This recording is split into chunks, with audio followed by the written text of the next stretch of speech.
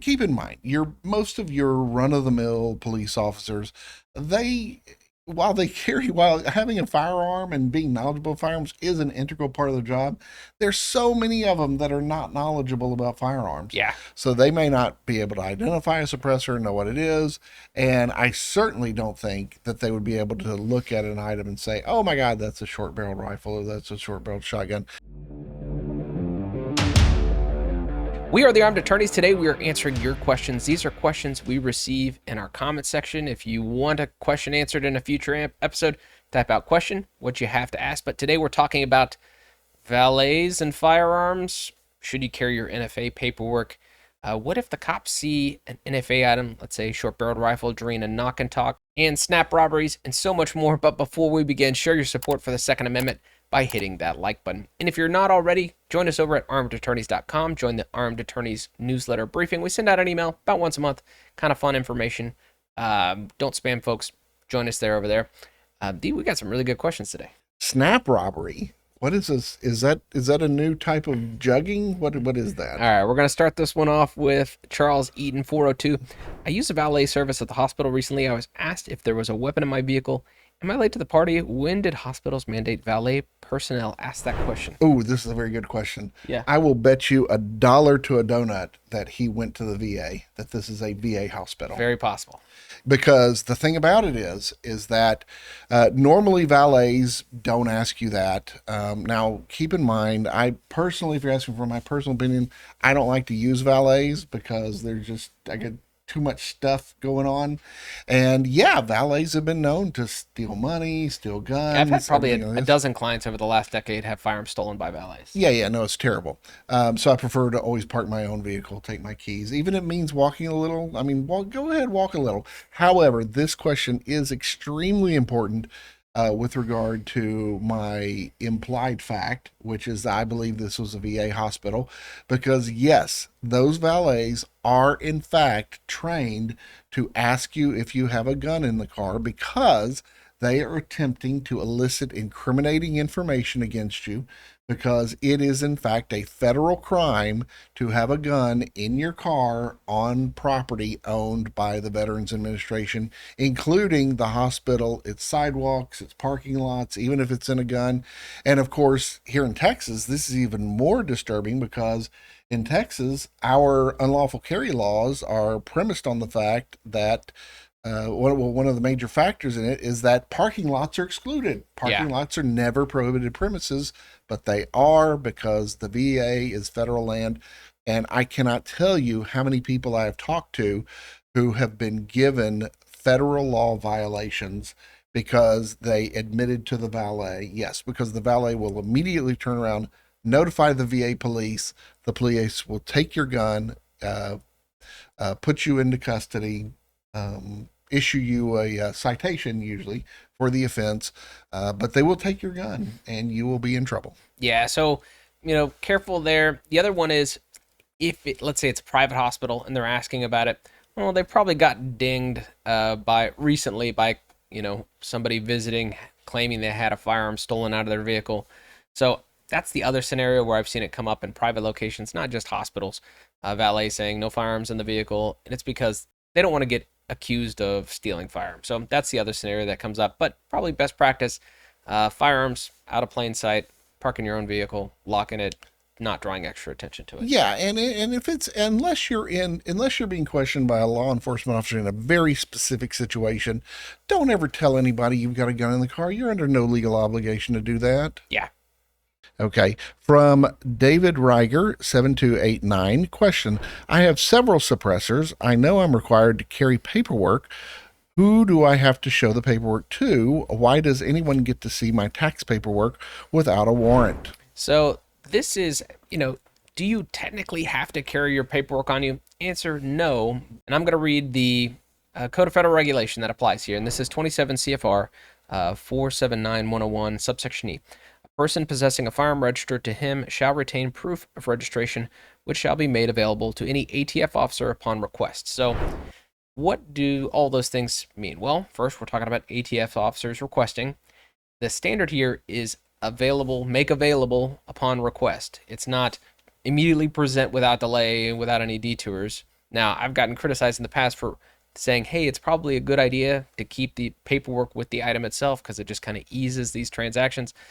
Legal requirement, no. But as a practical matter, and as we know, if the only thing you do is follow the law, then you're going to be in big trouble because there is some practical aspects to this. It's still, I think, considered a good practice to keep your paperwork with the item. But do you have to immediately present it? Not technically, but what do you think when you read this, make available? What does that mean to you? Well, just one thing I would add to that Mm-hmm. is I would say, a photocopy of the paperwork, Yeah. or perhaps even just a picture on your phone of the paperwork, in case you want to keep that safe. But one thing you should always do is that original stamp. Keep it in your gun safe, Yeah. where you can make it really accessible. But yeah, really accessible. And the thing about it is that your local police, they don't care. They are not out there to enforce unless you get a hold of some overly aggressive. I'm building my bona fides so I can apply to the FBI. Sure. That kind of guy. That guy Okay, totally makes it that into the guy. FBI. Yes, of course. They're not going to care. The only people who are going to care is if you ever come in contact with an ATF agent, which is, of course, very rare.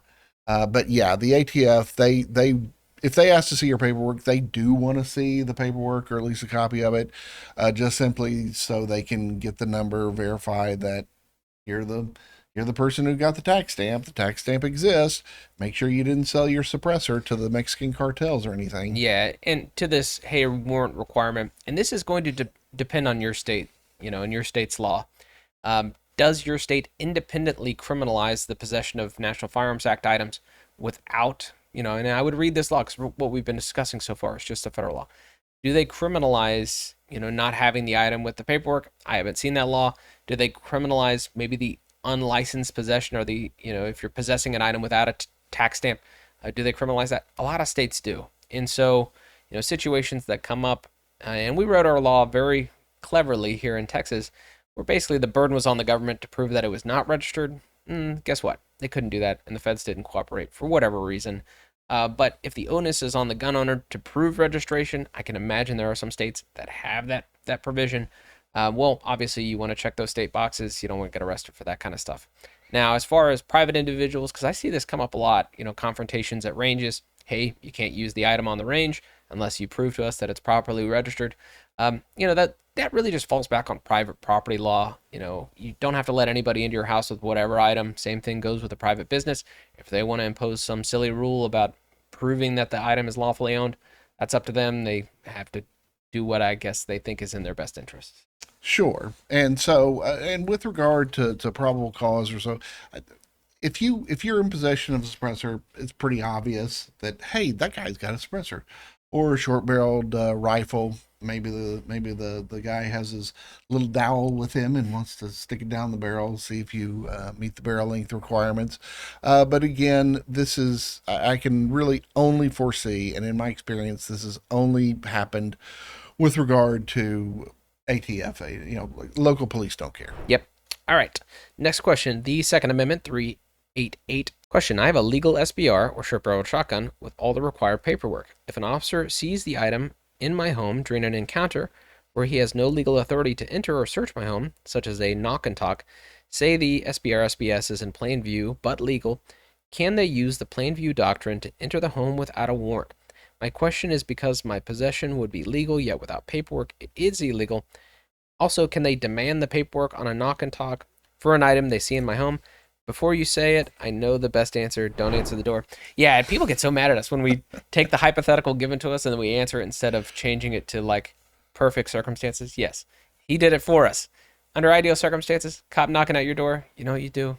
You turn up the television. You go sit on the toilet. You go Yeah. about your business. You don't answer the door. You know how many times I've answered the door when the police have knocked on it? Zero. Donut. Yeah. So Okay. obviously, no, don't need to talk to the police, but we're going to answer the specific question asked. Let's say you don't know who's at your door, knocking, open, police happen to be standing there, NFA item, legal NFA item, sitting within plain view. Would the police be allowed to go in and seize the item, search the house? What do you say? Well, that kind of dovetails into your previous answer, Yeah. doesn't it? So it depends on, who has the burden to show. Now, obviously, suppressors can be other things, look like other things, because keep in mind, most of your run-of-the-mill police officers, they while having a firearm and being knowledgeable of firearms is an integral part of their job, there's so many of them that are not knowledgeable about firearms. Yeah. So they may not be able to identify a suppressor, know what it is, and I certainly don't think that they would be able to look at an item and say, "Oh my God, that's a short-barreled rifle, or that's a short-barreled shotgun." In fact, the only time I've ever seen this is usually due to a police officer's ignorance, thinking that an AR or AK platform handgun is actually some sort of short-barreled rifle. Yeah, that used to be a problem. Yeah. So, can they use the plain view doctrine? No, not really. I mean, obviously, these are battles to be fought in the courtroom. There's never been a case where the police officer preemptively calls up the DA and says, "Hey, we got this situation. Does the plain view doctrine apply?" They're going to act the way they want to act at the time. Right. And you have to pick your battles. You pick your battles, you fight them in court. Certainly don't risk getting yourself any additional charges like assault on an officer or resisting arrest or anything like that. Yeah, because ultimately the remedy for an unlawful, let's say, entry or search into a house or seizure is a motion to suppress. You're saying, hey, guess what? The government illegally obtained this evidence. And if they violated the law, if they illegally obtained the evidence, guess what? The court's not supposed to let that in, not consider it. Jury doesn't get to see that stuff. And so are they going to have a hard time proving a potential conviction in this case? Well, yeah, big time. Now, I guess the part concern is, all right, they seize a legal item, no criminal charges. This person had their property taken. They feel invaded. Legal remedy of suppression of evidence. Absent that, what's their remedy? Well, their remedy is that they're going to have to avail themselves of hopefully this particular state's Code of Criminal Procedure has a special provision that tells about the what happens to seized weapons. Texas certainly does, but they didn't have it, up until a few years ago, and so this is kind of a new era where states are hopefully recognizing this, but in the absence of that, you'd actually have to file a civil lawsuit to recover it. Section 1983 deprivation of civil rights lawsuit. We don't see those go very far. It's an uphill battle, but that theoretically is the remedy. This comes from Stever5544. Question: with SNAP benefits running out and people on social media claiming they're going to rob people at grocery store they're going to rob people in grocery store parking lots, what are we legally allowed to do to defend ourselves? Yeah, this is tough. So, all right. Now, all things being equal, I don't know if this specifically applies to SNAP robberies, but robbery, it's not just a property crime, and that's what makes it a little bit different than some other situations, because a robbery is when someone's in the course of committing a theft, they use force to maintain control over the property, or let's say they use or exhibit a deadly weapon to gain control over the property. So robbery is not just a property crime, it's a person crime. And so to that end, I would say, obviously, do what you need to do to keep yourself safe, but self-defense principles apply. Because ultimately, you got to check those 3 check boxes: reasonable, immediately necessary, and then your response has to be, if you're threatened with unlawful force, responding with force; unlawful deadly force, responding with deadly force. That would be appropriate under your state's law in most circumstances. Obviously, your mileage may vary, but robbery is one of those nefarious crimes that most states recognize as very bad, and we get to defend ourselves from it. Oh yeah, robbery is always a felony, and unlike theft, robbery is not tied to the value of the item being stolen.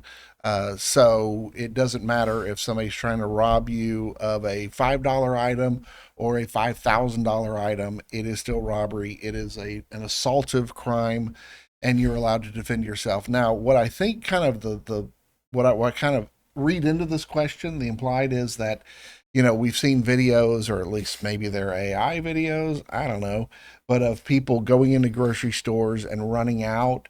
And I think that the way I read this is that if you see a bunch of SNAP thefts, where they're stealing from the store, should you involve yourself in that? Absolutely not. And I would say that's probably not a good idea, although you may feel a justified sense of moral outrage and disgusted behavior. That's apparently where you're limited to. I would say the only exception to that is that sometimes stores and other retail establishments have police officers as their security, and if the police officer gives you authorization to involve yourself in this, then you will be cloaked with his authority. And so, whatever you do to the robber, as long as a reasonable person would do it, and as long as a police officer would be able to do it under his authority, most states do have this, and a lot of people call it citizen's arrest. And basically, it is to be done at the direction or under the authority of a police officer that is in your presence. Yeah, so the two scenarios, the first one we started with was robbery. The second one that Edwin was talking about is really just theft. Generally, the law does not like a use of deadly force in defense of property alone, so no people are in danger.